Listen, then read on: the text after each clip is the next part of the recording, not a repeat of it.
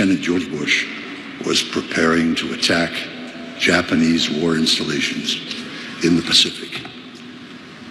He was part of a courageous generation of young Americans who led the charge against overwhelming odds in the historic and bloody battle for supremacy in the Pacific against the colossal military might of Imperial Japan. That's what George Bush did the summer he turned 20. Many men of differing talents and skills have served as president, and many more will do so as the decades unfold, bringing new strength and glory to these United States of America. And 50 or 100 years from now, as historians review the accomplishments and the context of all who have served as president, I believe it will be said that in the life of this country, the United States, which is, in my judgment, the greatest democratic republic that God has ever placed on the face of this earth, I believe it will be said that no occupant of the Oval Office was more courageous, more principled, and more honorable than George Herbert Walker Bush. George Bush was a man of high accomplishment, and he also had a delightful sense of humor and was a lot of fun. At his first NATO meeting in Brussels as the new American president, he sat opposite me, actually, that day. George was taking copious notes as the heads of government spoke. We were all limited in time. But you know, it's very flattering to have the President of the United States take notes as you speak. And even someone as modest as me threw in a few more adjectives here and there to extend the pleasure of the experience.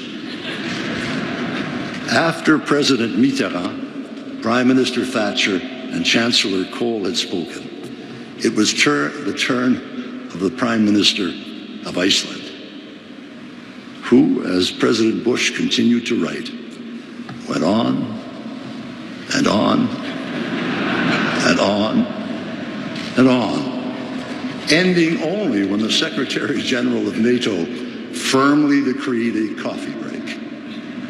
George put down his pen, walked over to me and said, "Brian, I've just learned the fundamental principle of international affairs." I said, "What's that, George?" He said, "The smaller the country, the longer the speech."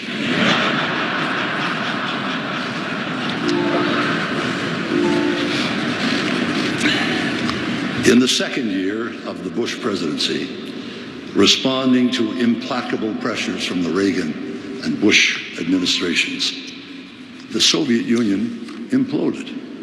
This was, in my judgment, the most epical event, political event of the 20th century. An ominous situation that could have become extremely menacing to world security was instead deftly challenged by the leadership of President Bush into the broad and powerful currents of freedom, providing the Russian people with the opportunity to build an embryonic democracy in a country that had been ruled by czars and tyrants for over 1,000 years. And then, as the Berlin Wall collapsed soon thereafter, and calls for freedom cascaded across Central and Eastern Europe, leaving dictators and dogma in the trash can of history, no challenge assumed greater importance for Western solidarity than the unification of Germany within an unswerving NATO. But old fears in Western Europe and unrelenting hostility by the military establishment in the Soviet Union and the Warsaw Pact rendered this initiative among the most complex and sensitive ever undertaken. One serious misstep, and this entire process could have been compromised, perhaps irretrievably. There's obviously no more knowledgeable or competent judge of what really happened at this most vital juncture of the 20th century than Chancellor Helmut Kohl, of Germany. In a speech to a parliamentary commission of the Bundestag, Chancellor Kohl said categorically that this historic initiative of German reunification could never, ever have succeeded without the brilliant leadership of President Bush. Much has been written about the First Gulf War.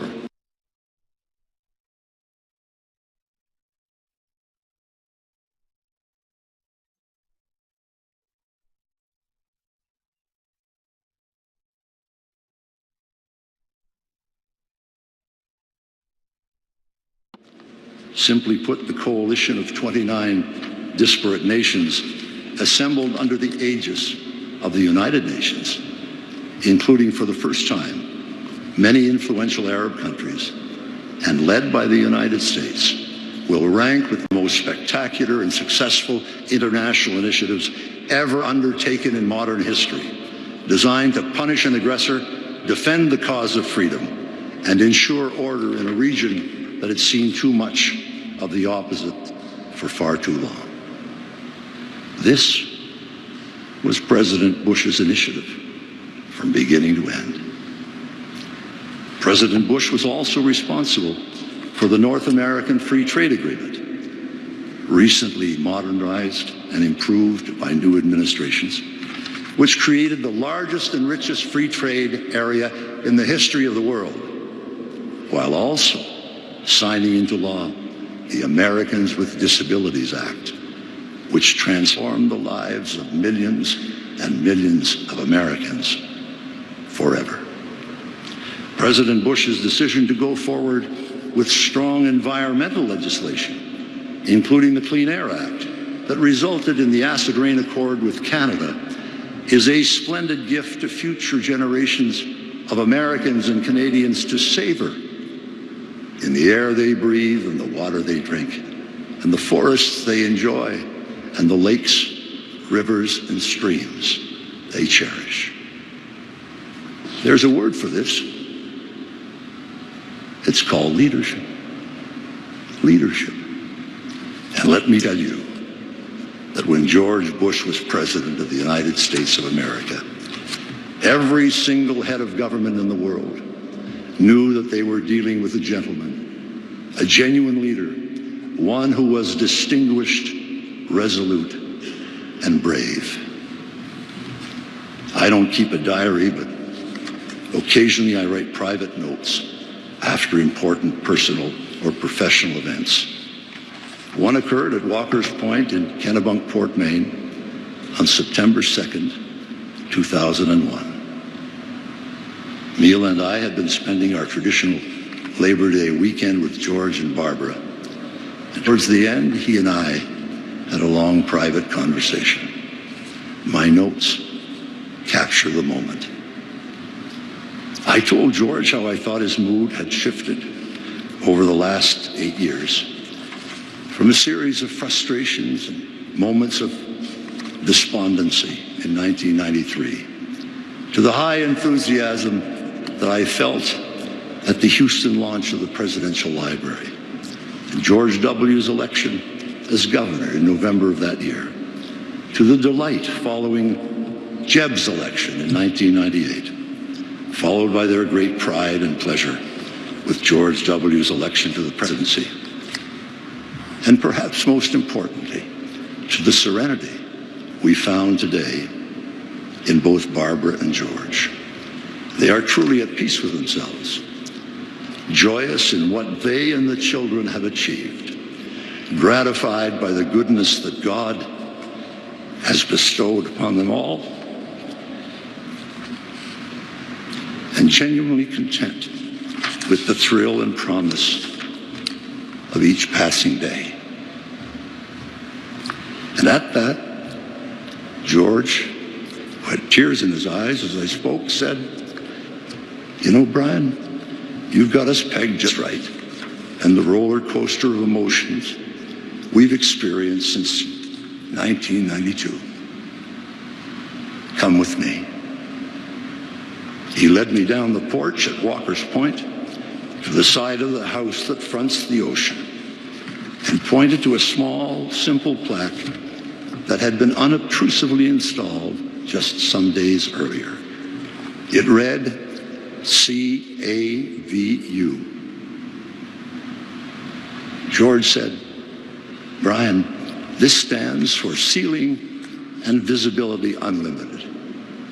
When I was a terrified 18 to 19-year-old pilot in the Pacific, those were the words we hoped to hear before takeoff. It meant perfect flying. And that's the way I feel about our life today. CAVU. Everything is perfect. Bar and I could not have asked for better lives. We are truly happy and truly at peace." As I looked over the waters of Walker's Point on that golden September afternoon in Maine, I was reminded of the lines, simple and true, that speak to the real nature of George Bush and his love of his wonderful family and precious surroundings. There are wooden ships, there are sailing ships, there are ships that sail the sea. But the best ships are friendships, and may they always be.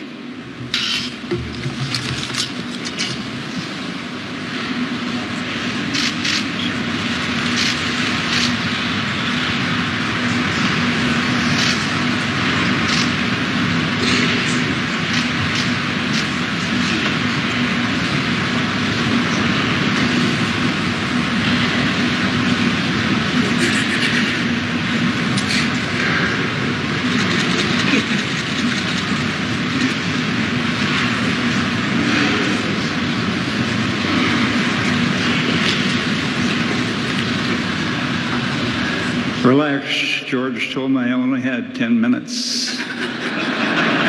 He was very direct about it. It wasn't even funny. Now, I first met my dear friend, George Bush, in 1962, when my father, Millward Simpson, was a member of the United States Senate, just elected. And I came back to Washington with Dad to settle on his new office, being vacated by one Senator Prescott Bush, George's father. Well, then we met again when my parents left Washington and sold their home to a brand spanking new congressman from Texas named George Herbert Walker Bush. So George and Barbara, Mom and Pop, did that sale on a handshake.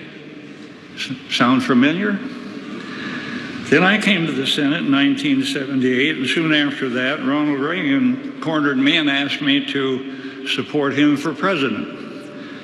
And I said I would, not knowing that my friend George would enter the fray.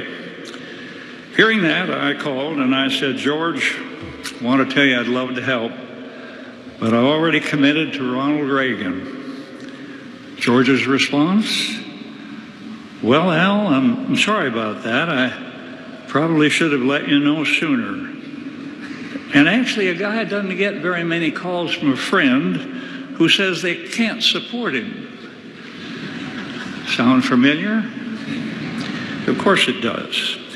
Because in George Bush's theme of life, during all the highs and lows, there was a simple credo: what would we do without family and friends? And when he became vice president, our enjoyable friendship was refreshed, and the four of us had many, many pleasant times together. Now, my life in Washington was rather tumultuous. I went from the A social list to the Z and never came back to the A. In one dark period, I was feeling awful low, and all my wounds were self-inflicted, all of them.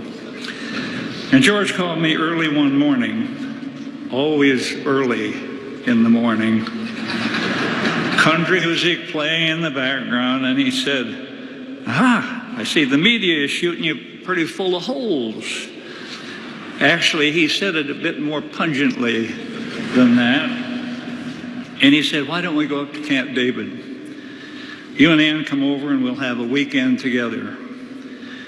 At that time, his popularity rating was 93%. Mine was 0.93%. And so off we went. The media, of course, all gathered as we headed to Marine One. And George said, now wave to your pals over there in the media, Al. And they didn't wave back. So next morning, he's ratting through all the papers in the U.S., and he looks up and he said, aha, here's the one I've been looking for. A picture of Barbara and Ann and George with his arm and hand on my back. And later we're having a sauna. And I said, George, I am not unmindful as to what you are doing. You are propping up your old wounded duck pal. While you're at the top of your game, you reach out to me while I'm tangled in rich controversy and taking my lumps. And he said, yep. There were staff members, Al, who told me not to do this. But Al, this is about friendship and loyalty. Sound familiar? Well, we had an awful lot of fun, too. Always a delight to be in the president's box at the Kennedy Center, off to a play at the National Theater of the Warner with the Bushes. And outside of the president's box one evening, there was a massive 6-foot vase with an extraordinary glaze. I hope you know the difference between a vase and a vase. $35. Now, George walked up to it and he said, Al, wait, I think that's Etruscan. I noticed that, he said, this blue-grayish glaze from that period, a clay that could only be found during that era. And I said, no, George. The patina there gives me the perception it was possibly older, perhaps of Greek origin, with that particular herbal paste before firing. Well, of course, people gathered around, mumbling about these expert observers. And Barbara and Ann finally came by and said, get out of here. Both of you, get back in that box. Well, we did. Well, it was impressive for a while.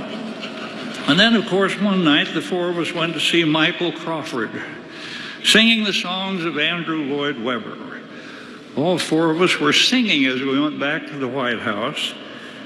Don't cry for me, Argentina. And tidbits from Phantom of the Opera and other magic of Webber. And a few days later, he's getting hammered by the press for some extraordinarily petty bit of trivia. And suddenly he sings out, don't cry for me, Argentina. The press then wrote that he was finally losing his marbles. Now, these honored guests right here before us who have held this noble post know well of the slings and arrows of outrageous fortune. He was a class act from birth to death. He housed the strong sinews in mind and body gained from that extraordinary mother. We compared our mothers as velvet hammers, of course, and certainly most awesome fathers. The history books will and are treating him most fairly, while uncovering some other powerful traits: his great competitiveness, his raw courage, and his self-discipline. Recall the Andrews Air Base conclave where congressional participants drafted a remarkable bill that dealt with two-year budgeting, entitlement reform, comprehensive and catastrophic health care, Social Security solvency, and much more. But it required a critical ingredient called revenue, translated into the word taxes, translated into the words, read my lips, And the group went to George and said, look, we can get this package done, but we must have some revenue. And he said, I'll never forget it, he said, what I've said on that subject sure puts a hell of a lot of heat on me. And then they all said, yes, but we can get it done, and it will be bipartisan. And George said, okay, go for it, but it will be a real punch in the gut. Bob Dole, then, a loyal warrior for George, took it back to the Senate, and he won a very strong bipartisan vote. And went over to the House where his own party turned on him. Surely one of the main factors assuring his return to private life. But he often said, when the really tough choices come, it's the country, not me. It's not about Democrats or Republicans. It's for our country that I fought for. And he was a man of such great humility. Those who travel the high road of humility in Washington, D.C. are not bothered by heavy traffic. And he had a very serious flaw, known by all close to it. He loved a good joke, the richer the better, and he'd throw his head back and give that great laugh, but he never, ever could remember a punchline. And I mean never. So the punchline for George Herbert Walker Bush is this: you would have wanted him on your side. He never lost his sense of humor.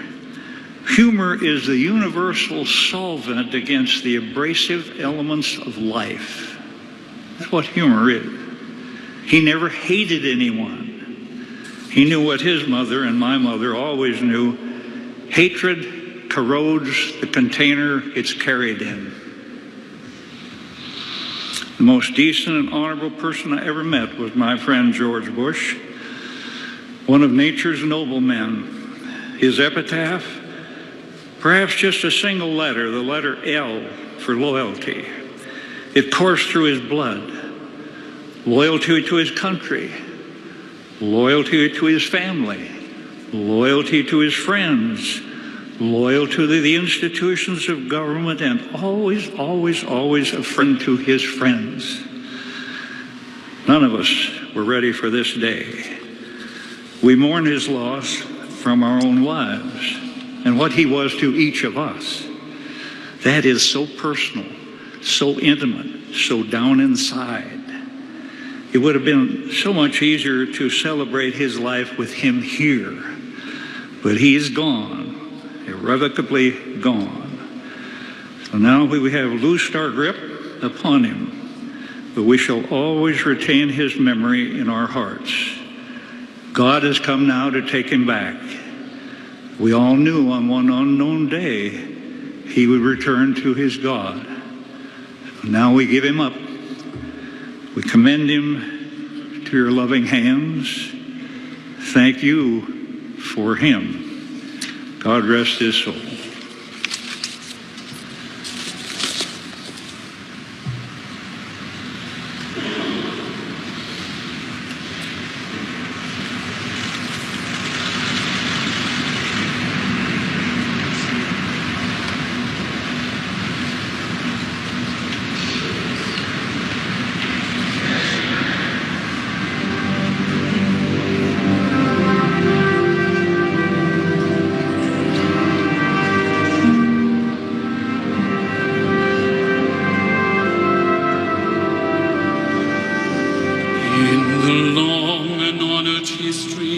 of America.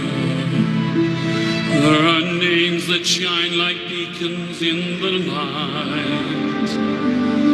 The patriots whose vision gave us meaning, who kept the lamp of freedom burning bright.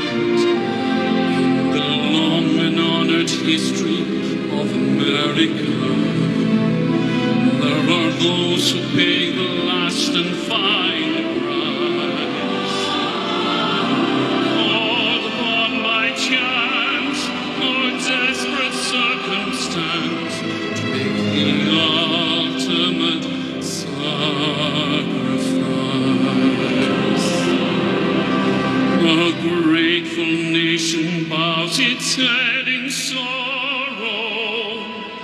and in thanks for guaranteeing our tomorrow.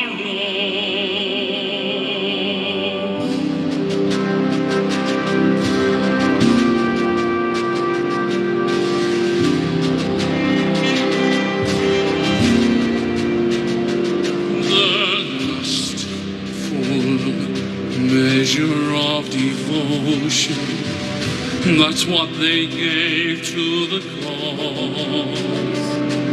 The last full measure of devotion, and though they cannot hear our applause, we honor them forever and keep alive their story, pay tribute to their lives, and give them all the glory.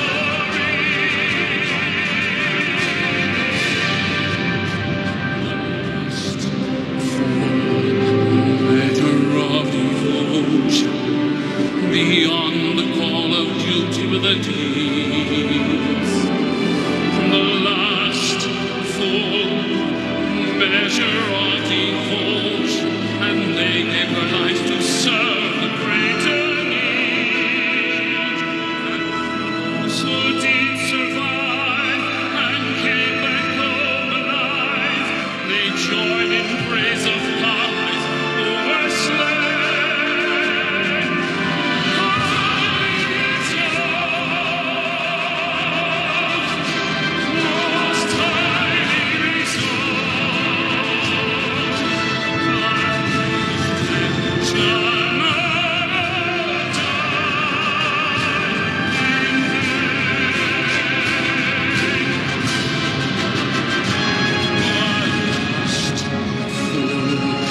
Measure of devotion, beyond the call of duty were the these.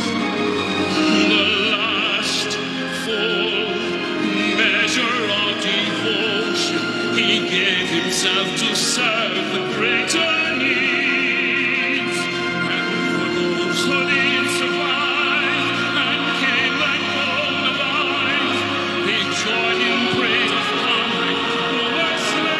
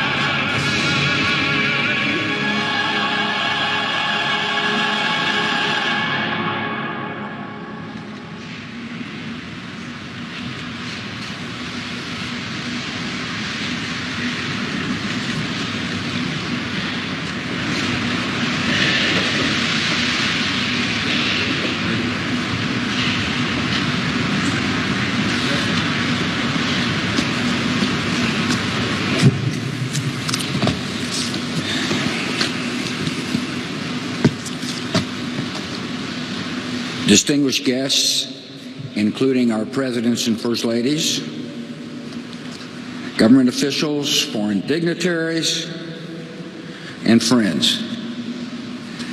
Jeb, Neil, Marvin, Darrow, and I, and our families, thank you all for being here. I once heard it said of man that the idea is to die young as late as possible. At age 85, a favorite pastime of George H.W.Bush was firing up his boat, the Fidelity, and opening up the three 300-horsepower engines to fly, joyfully fly, across the Atlantic with the Secret Service boats straining to keep up. At age 90, George H.W. Bush parachuted out of an aircraft and landed on the grounds of St. Anne's by the Sea in Kennebunkport, Maine, the church where his mom was married and where he worshiped often. Mother liked to say he chose the location just in case the chute didn't open.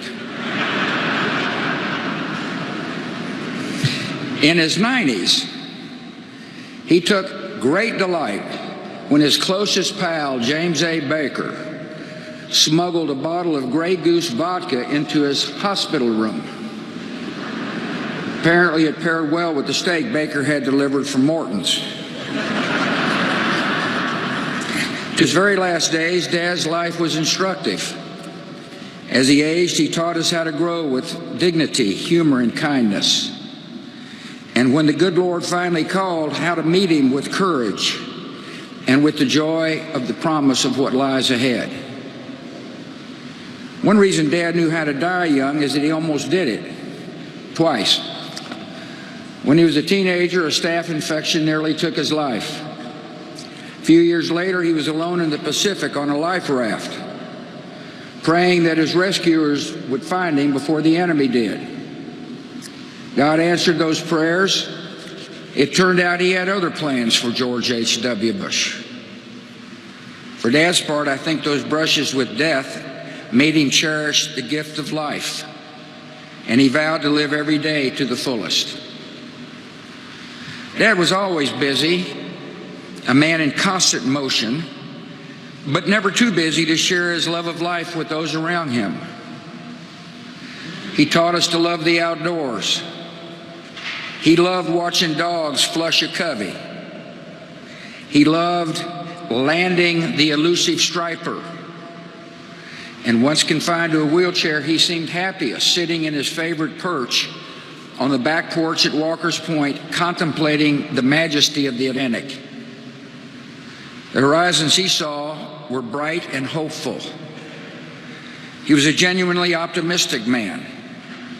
And that optimism guided his children and made each of us believe that anything was possible.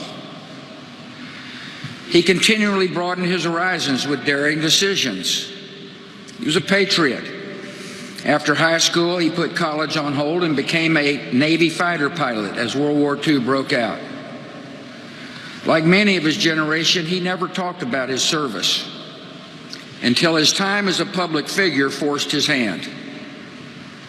We learned of the attack on Chichijima, the mission completed, the shoot-down. We learned of the death of his crewmates, whom he thought about throughout his entire life. And we learned of the rescue. And then another audacious decision. He moved his young family from the comforts of the East Coast to Odessa, Texas. He and Mom adjusted to their arid surroundings quickly. He was a tolerant man. After all, he was kind and neighborly to the women with whom he, Mom, and I shared a bathroom in our small duplex. Even after he learned their profession, ladies of the night. Dad could relate to people from all walks of life. He was an empathetic man. He valued character over pedigree, and he was no cynic. He looked for the good in each person, and he usually found it. Dad taught us that public service is noble and necessary, that one can serve with integrity and hold true to the important values like faith and family. He strongly believed that it was important to give back to the community and country in which one lived. He recognized that serving others enriched the giver's soul. To us, his was the brightest of 1,000 points of light. In victory, he shared credit. When he lost, he shouldered the blame. He accepted that failure is a part of living a full life, but taught us never to be defined by failure. He showed us how setbacks can strengthen. None of his disappointments could compare with one of life's greatest tragedies, the loss of a young child. Jeb and I were too young to remember the pain and agony he and Mom felt when our 3-year-old sister died. We only learned later that Dad, a man of quiet faith, prayed for her daily. He was sustained by the love of the Almighty and the real and enduring love of her mom. Dad always believed that one day he would hug his precious Robin again. He loved to laugh, especially at himself. He could tease and needle, but never out of malice. He placed great value on a good joke. That's why he chose Simpson to speak.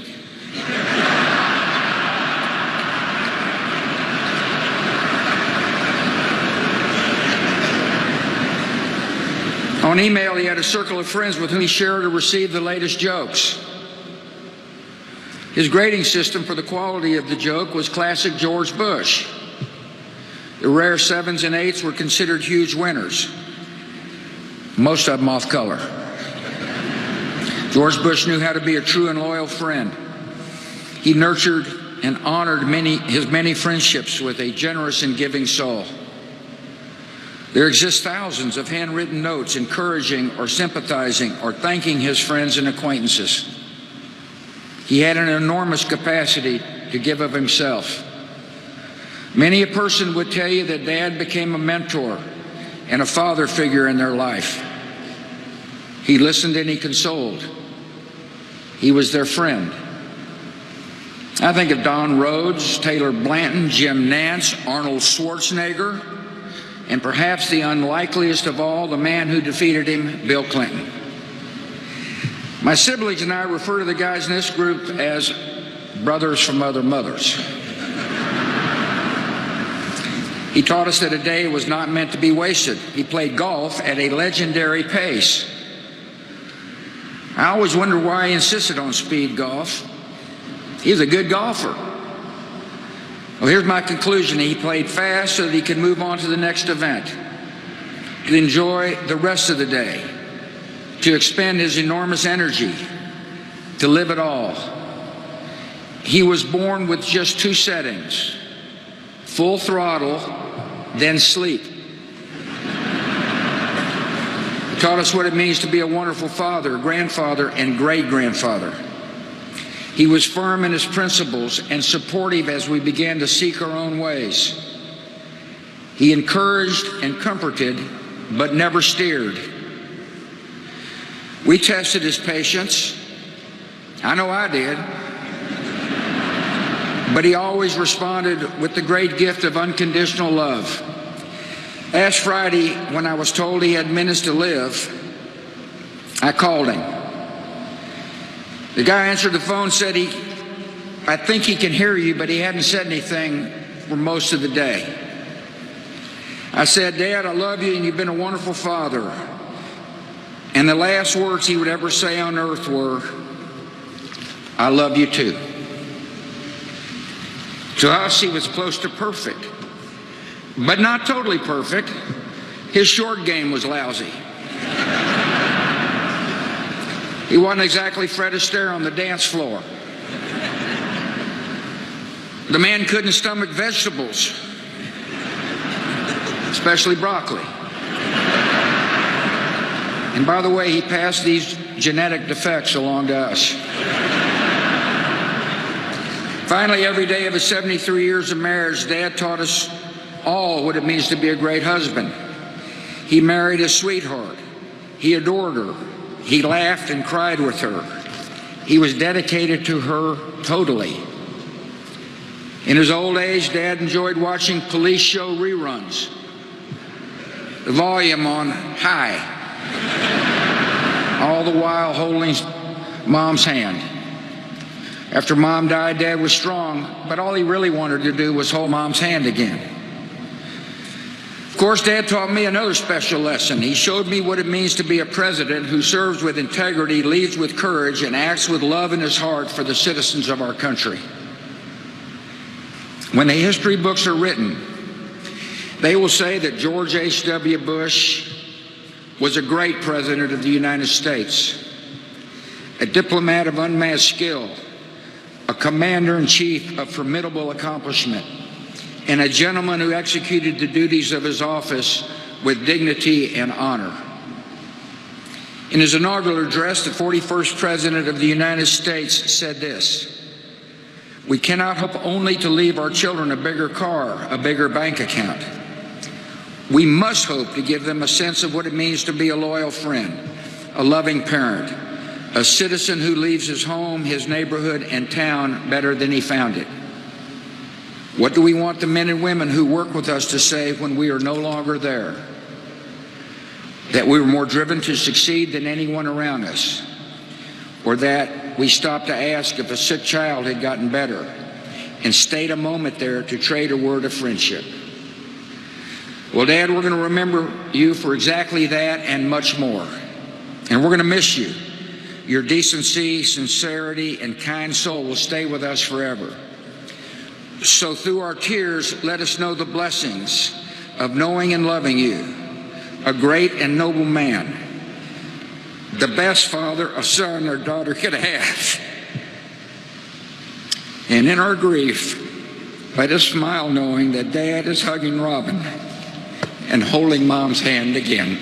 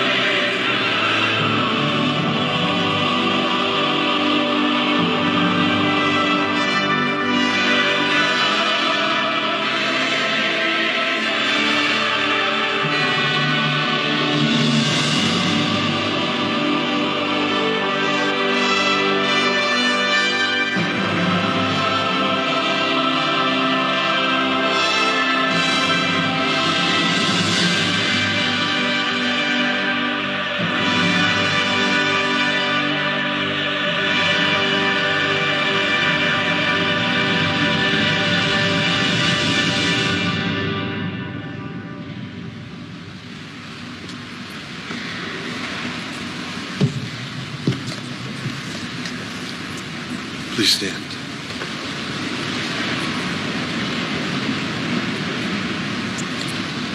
The Holy Gospel of our Lord Jesus Christ according to Matthew. Jesus said, "You are the light of the world. A city on a hill cannot be hidden. Neither do people light a lamp and put it under a bowl. Instead, they put it on its stand, and it gives light to everyone in the house. In the same way, let your light shine before men, that they may see your good deeds and praise your Father in heaven." The Gospel of the Lord.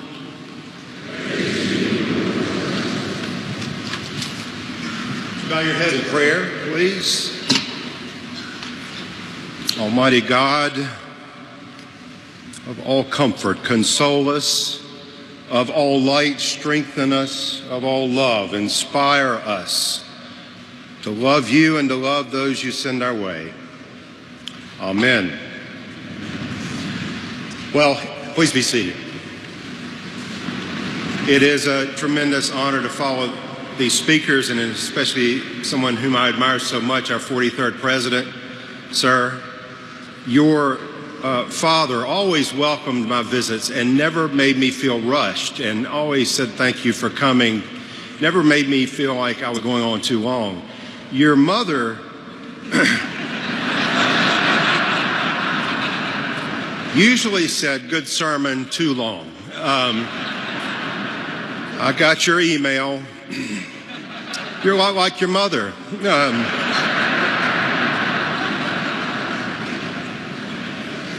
Ladies and gentlemen, children of God, when death comes, as it does to us all, life is changed, not ended. And the way we live our lives, the decisions we make, the service we render matter. They matter to our fellow human beings, to this world that God has given to us, and they matter to God.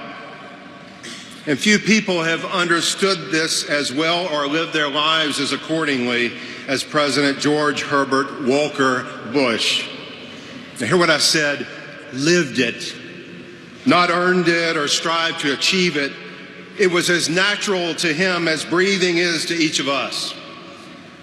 President Bush was a good man, a decent man, a godly man, full of grace and love and a quality of absolute necessity to enter the kingdom of God. Humility, grounded in a desire to serve his God and all God sent his way. How do I know this? Because for nearly a dozen years, my wife, Laura, and our children and I, we have laughed with him, we have fished with him. President Bush brought up riding in Fidelity. We had that pleasure as well. The Secret Service was behind us. He was at full throttle. I saw many of them reaching for what I thought were protective armor, but then I realized as they followed the president, they were actually crossing themselves. We've been blessed to share meals and tears and moments of silence and prayers in times of great strength and times of great weakness. Never, not once, did I witness anything but care and concern for those around him.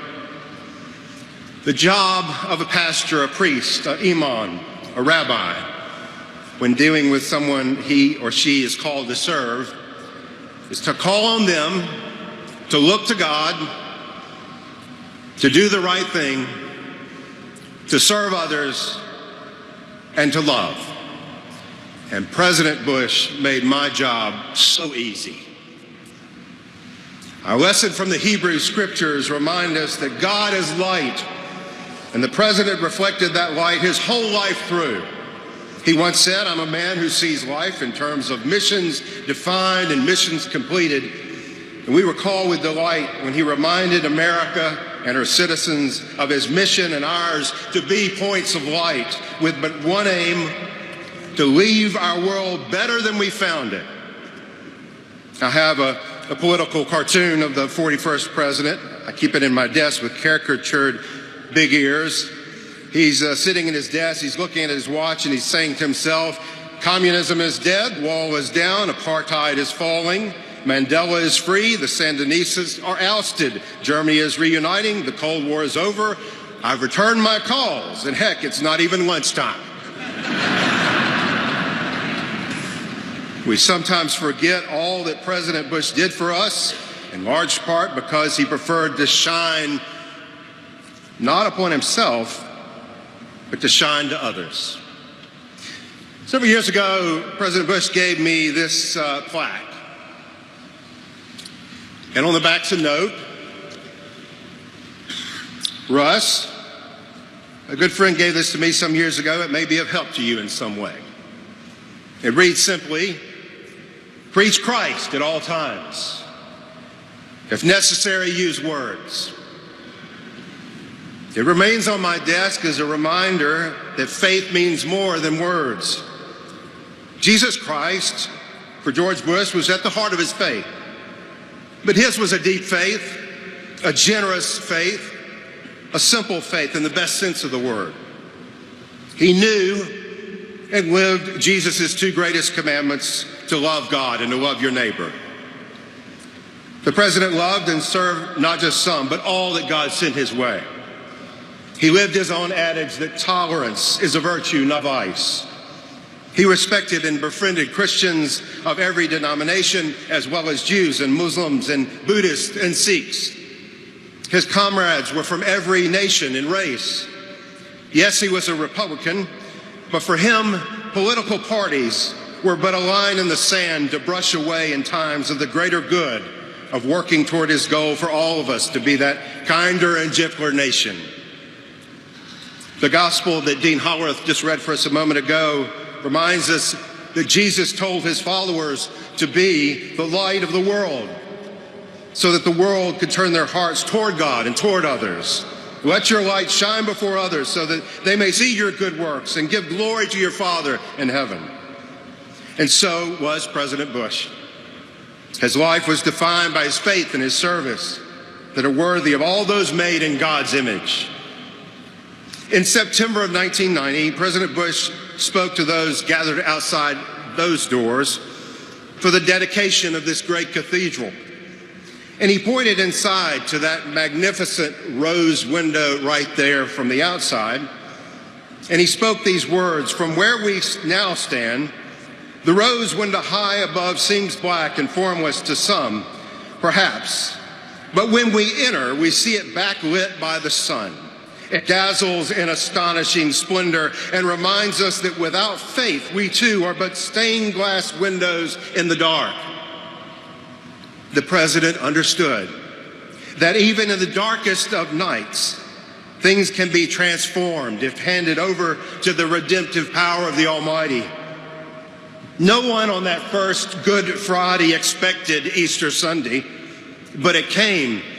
It came because the light that brought creation into being also brought life from the grave.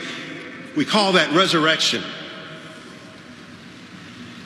Only days ago, I was humbled, along with members of the president's staff, his outstanding and loyal medical team, so many friends, Sully, who I believe has gotten more press than the president in the last few days, loving members of his family who called in, who spoke with him throughout the day, and as our 43rd president just said, inspired his last words, words of love. Sitting with us was someone the president liked to call his little brother, James Baker, and his wife, Susan. As I said, there have been wonderful hugs and kind words throughout the day, kisses throughout the day. Toward the end, Secretary Baker and I were sitting on a sofa next to one another a few steps away, and he whispered to me, "You know, that man changed my life." A bit later, Secretary Baker was at the foot of the president's bed. And toward the end, Jim Baker rubbed and stroked the president's feet for perhaps half an hour. The president smiled at the comfort of his dear friend. Here I witnessed a world leader who was serving, a servant who had been our world's leader. And what came to mind was Jesus. On that last night before his own crucifixion, having said everything there was to say, he wrapped a towel around his waist and without words, he washed his disciples' feet. As Jesus finished, he said, "I've set an example for you. Do as I have done. Serve one another. By this, the world will know you're my disciples, if you serve and if you love one another." At the end, we all knelt. We all placed our hands on the president.